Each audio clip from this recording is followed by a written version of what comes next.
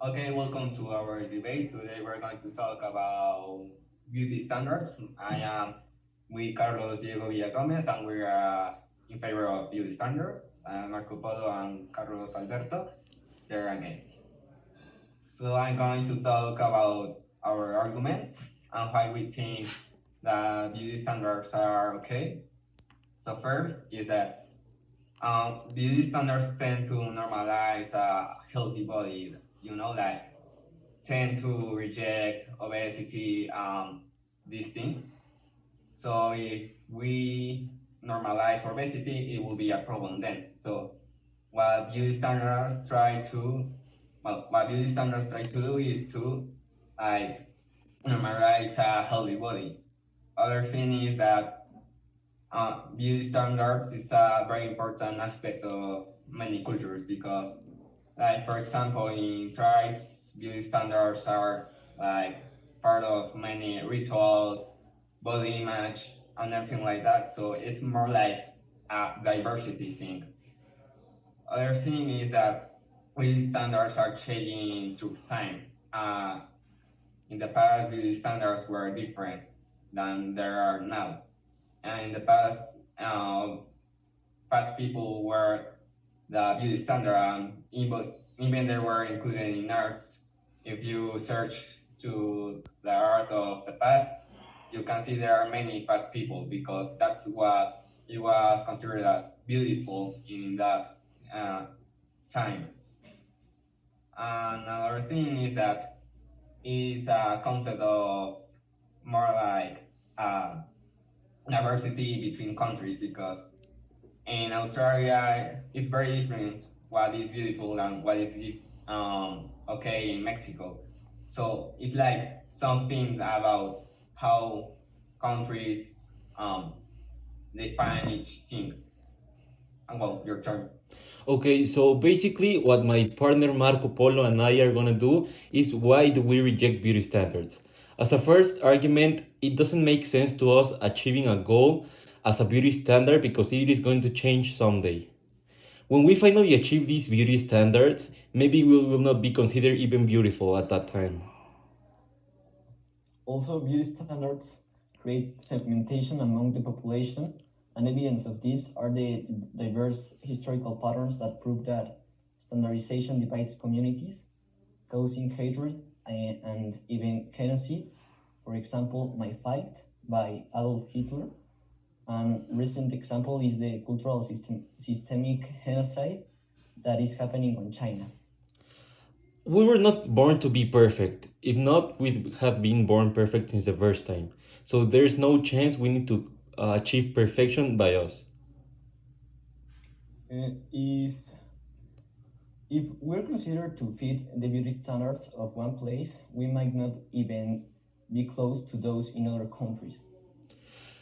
9% of people in all the world suffer from eating disorders because of the wish of achieving beauty standards. Beauty standards cause, cause low self-esteem. People are more prone to fall into depression or anxiety. Beauty standards nowadays limit the cultural diversity that exists. These beauty standards are influencing the society to try to look the same, instead of being proud of the heritage and the things that made us unique. The affectation of beauty standards on mental health goes beyond occasional negative thoughts. A study at Bradley Hospital found that people with weight preoccupations or body dysmorphic disorder display higher levels of symptoms for depression and anxiety and are more likely to have suicidal thoughts. Okay, so beauty standardization is impossible to achieve without the cost of millions of lives, risking biodiversity and all the concepts that humankind has fought to establish, as there are different races, sizes, conditions, etc. Evidence is such danger and is appreciated in the following quote.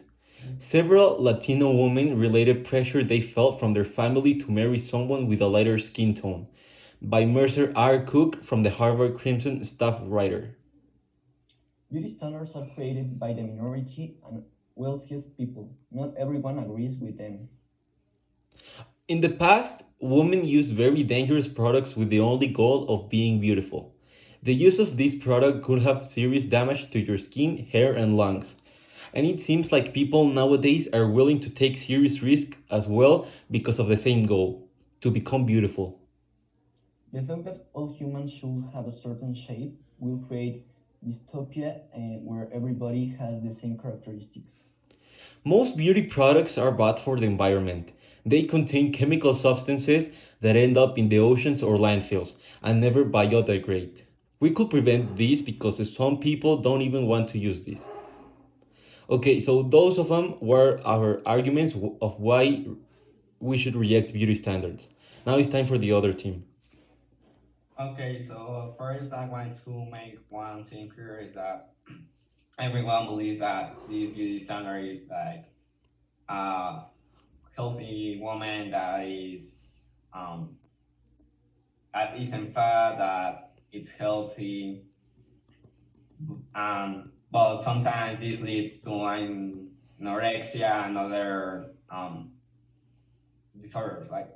But this is not always the case because as our arguments mentioned before, these standards differ from every country in the world.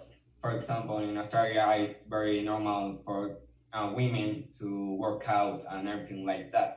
So, like, maybe in Mexico, it's like actually normal that for teenagers and other people to have like these disorders because of um, beauty standards, but it's not always the case because beauty standards are only a one factor of everything that these disorders have to do. There are many social factors, like it has to do more with society and how the environment affects that people and teenagers, so they feel pressured to have like this image. But um, it's not like every country does that. Well, it seems like in each part of the world looks like women should look like this, but it isn't. Like, for example, in many tribes of Africa, there are different things. Like, for example, there is a tribe in Africa where women that have a long neck are considered as beautiful, but that has a purpose. For example, um, women in the past in this tribe used to be attacked by other tribes by the neck. So, and for example, they like used some kind of artifact, you can search it if you want, that are made of metal, steel, sorry, and like this protects their necks. So sometimes it's not about more than image; it's more about historical factors, and these things have a purpose in reality. For example, nowadays, um,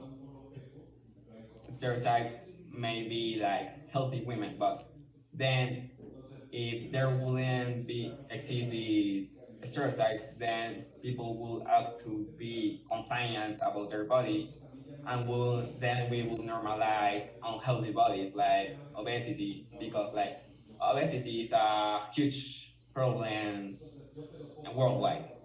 Okay, Like, I'm sorry to interrupt, but 82% of women feel the beauty standards are set by social media are unrealistic. Almost three-quarter of those of that percentage of women believe social media comments criticizing women's beauty are destructive to their self-esteem.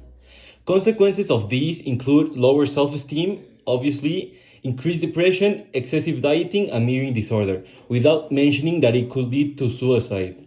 Don't you think that reducing the beauty standards and eliminating it will save millions of lives in the world? okay, so I think what happens here is that it depends more on how you interpret it. Like, the message here and in many parts is that not like have a